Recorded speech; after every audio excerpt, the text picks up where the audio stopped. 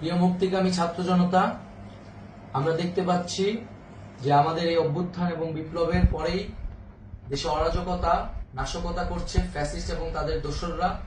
আমরা দেখতে পাচ্ছি যে বিভিন্ন জায়গায় এখন গোলাগুলি চলছে, মন্দিরে হামলা হচ্ছে এবং নাশকতা ও লুটপাট করছে। আমরা মনে করি আমাদের যে ছাত্র নাগরিকদের অভ্যুত্থান তাকে নস্যাৎ করার জন্যই পরিকল্পিতভাবে এই ধরনের ঘটনা ঘটানো হচ্ছে। আমরা মুক্তিকামী ছাত্র জনতাকে সজাগ এবং সতর্ক থাকতে আহ্বান জানাচ্ছি এবং আমাদের যে অন্তর্বর্তীকালীন সরকার, আমরা সেই সরকারের যে প্রস্তাবনা 24 ঘন্টার সময় নিয়েছিলাম, জরুরি পরিস্থিতি মোতাবেক আমরা এখনই তার একটি রূপরেখা ঘোষণা করছি।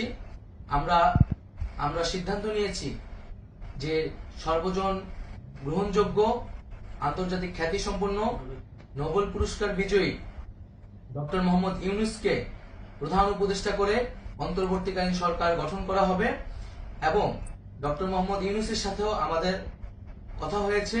তিনি ছাত্র জনতার আহ্বানে বাংলাদেশকে রক্ষা করতে এই গুরু দায়িত্ব নিতে সম্মত হয়েছে।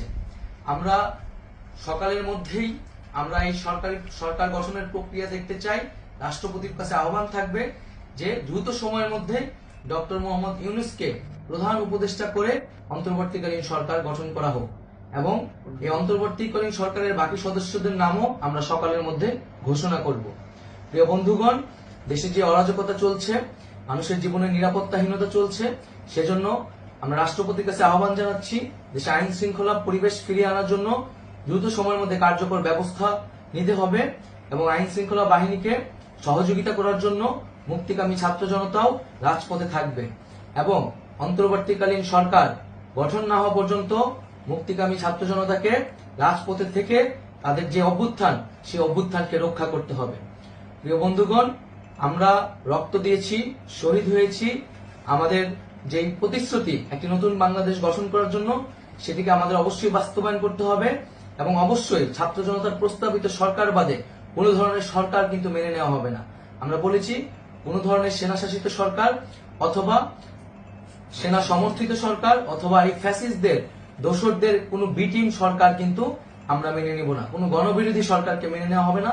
ছাত্র জনতার অভ্যুত্থানকারী যে প্রস্তাবিত সরকার, অন্তর্বর্তীকালীন সরকার, যেটা আমরা সিদ্ধান্ত উপনীত হয়েছি ডক্টর মোহাম্মদ ইউনূসকে প্রধান উপদেষ্টা করে এই সরকার গঠন করা হবে, সেই সরকারকেই বাস্তবায়ন করতে হবে অবিলম্বে।